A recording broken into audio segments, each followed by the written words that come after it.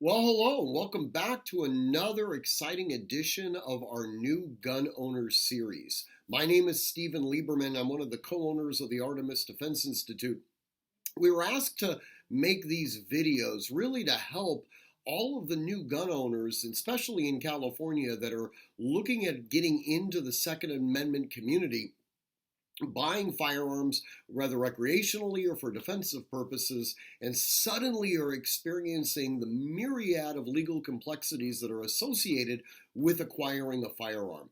There's a lot of questions out there, and these videos are intended to help educate consumers so that they can make more rational decisions and also not potentially run afoul of the law. As always, we like to start off these videos by going over the 4 safety rules. We are going to treat all guns as though they are always loaded. We are never going to let the muzzle cover or point at anything that we're not prepared to destroy. We're going to keep our fingers off the triggers unless our sights are on target and we've made the decision to shoot. And lastly, we're going to know our target and its environment.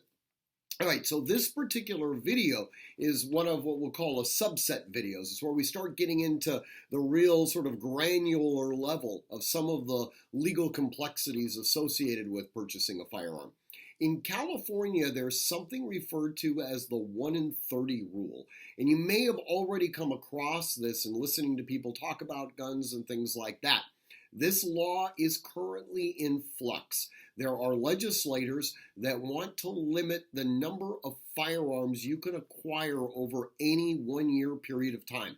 In their perfect universe, you could only be rationed 12 guns a year, essentially 1 gun every 30 days. Okay, as it stands right now at the filming of this video, we do have a 1 in 30 rule, essentially 1 gun every 30 days, exclusively for handguns that are purchased directly from dealers.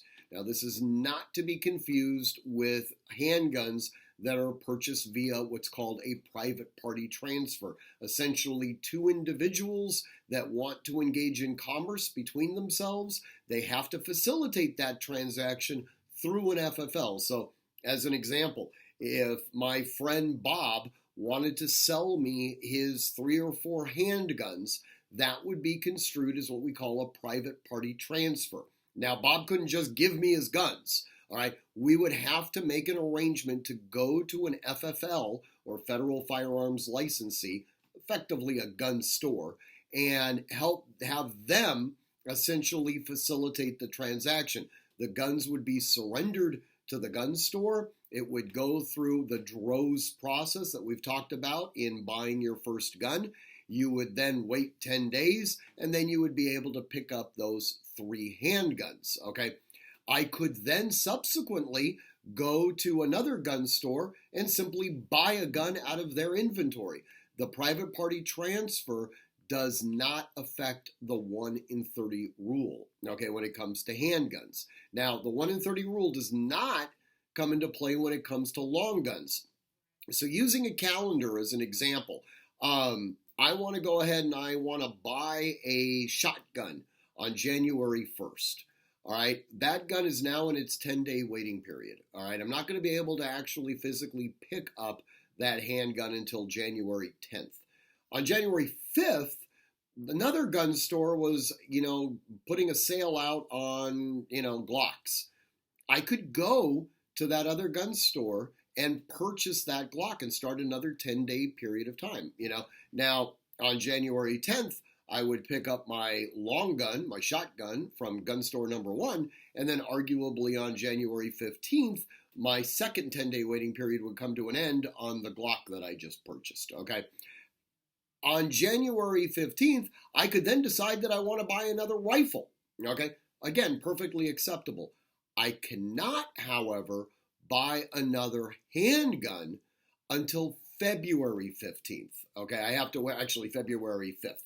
I have to wait 30 days from the time that I initiated my DROS on my handgun. And again, this is only for guns that I bought directly from dealers, not guns that I bought via private party transfer. So as a practical matter, I go to gun store number one.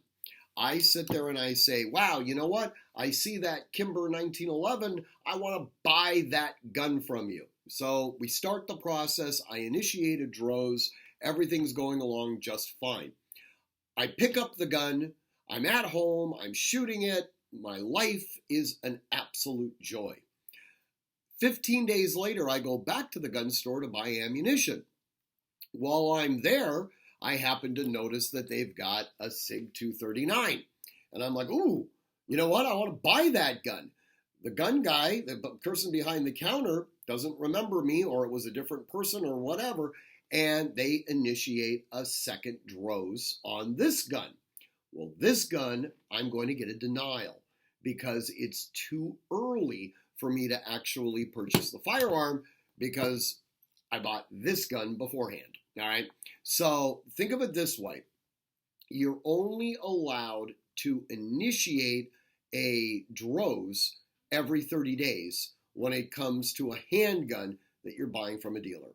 Anything that's within that time frame is going to get denied.